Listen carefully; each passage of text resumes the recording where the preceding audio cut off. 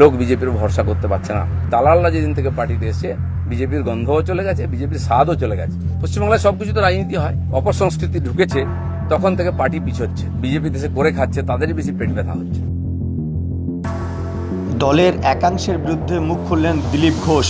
গতকাল দীঘায় জগন্নাথ মন্দিরের দ্বারোদ্ঘাটনের সময় তিনি সেখানে যান এবং মাননীয় মুখ্যমন্ত্রীর সঙ্গে তিনি সাক্ষাৎ করেন। তারপরেই দিলীপ ঘোষকে নিয়ে এক আলোড়ন সৃষ্টি হয় সমগ্র বাংলায়। তিনি আজ সকালে সাংবাদিক সম্মেলনে বিস্ফোরক মন্তব্য করেন। আমরা সেই ছবি সরাসরি আপনাদেরকে 7 দিন সংবাদে দেখাবো। দলের একাংশের বিরুদ্ধে তিনি মুখ খুলেছেন। লোক বিজেপির ওপর ভরসা করতে পারছে না। আজকে 1 ডজন এমএলএ তারা দল ছেড়ে চলে গেছে। দালালরা যবে থেকে পার্টিতে এসেছে তবে থেকে বিজেপি তলানিতে ঠিকছে। বড় বড় কথা কারা বলছে? যারা মমতা ব্যানার্জির আঁচলের তলায় থেকে নেতা হয়েছে। এইভাবে তিনি দলেরই একাংশের বিরুদ্ধে বিস্ফোরক মন্তব্য করলেন। আসুন আমরা তার বক্তব্য সমগ্র শুনি। কিছু লোক হয়তো চাইছেন আমি পার্টি ছাড়লে জায়গাটা খালি হবে, সুবিধা হবে। 257 জন শহীদ হয়েছে, রাজনৈতিক শহীদ। 77 সিট জিতেছিলাম, আজকে 1 ডজন এমএলএ আমাদের ছেড়ে চলে গেছে। মমতা ব্যানার্জি তখন আমাদের সঙ্গে ছিলেন, আর অন্যদিকে চলে গেছেন, শত্রু হয়ে গেছেন, এটা আমি মনে করি না। দিলীপ ঘোষকে হিন্দুত্ব বোঝাবেন না।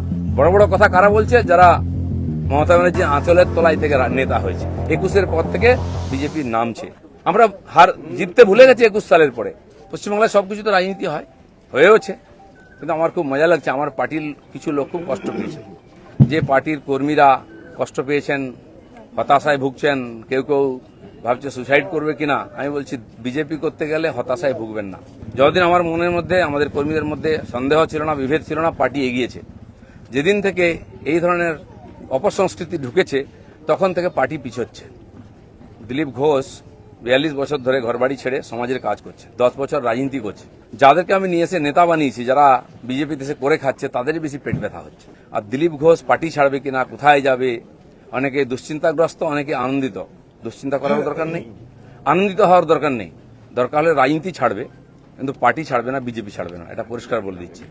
কিছু লোক হয়তো চাইছেন আমি পার্টি ছাড়লে জায়গাটা খালি হবে, সুবিধা হবে। সেটা হওয়ার চান্স নেই, কারণ আমাদের কাছে মিশন। পশ্চিমবাংলায় যতদিন না রাজনৈতিক পরিবর্তন হচ্ছে, লড়াই চলবে। কেউ বলছে 57 জন শহীদ হয়েছে, তারা ভাবছেন যে 21 সালে বোধহয় বিজেপি তৈরি হয়েছে। তা হয়নি।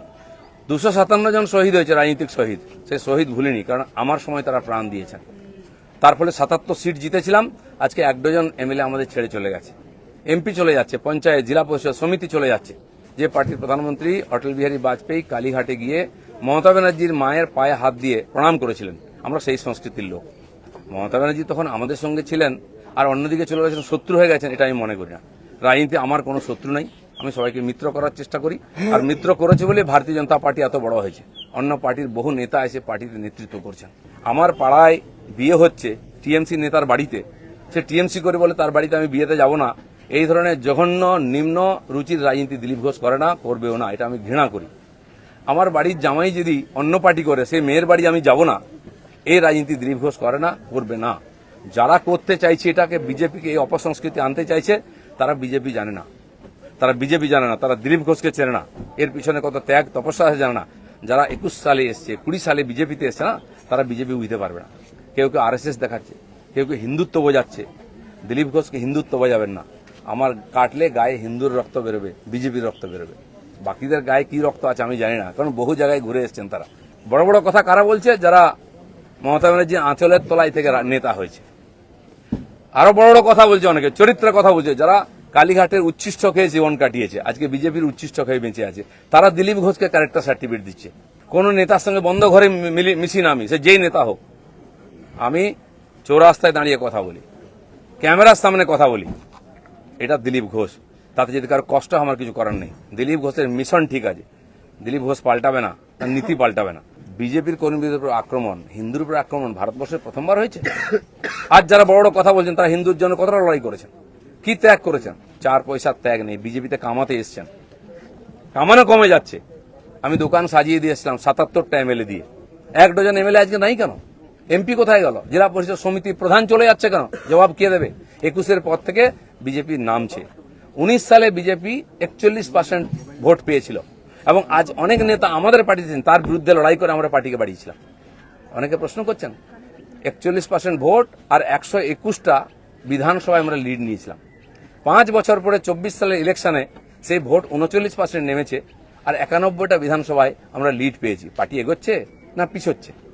আমরা জিততে ভুলে গেছি 21 সালের পরে। প্রশ্ন করুন, পাবলিক প্রশ্ন করছে, দিলীপ ঘোষের এটাই প্রশ্ন আছে। যারা আমাকে প্রশ্ন করছেন, আমি তাদের দিকে প্রশ্ন করছি।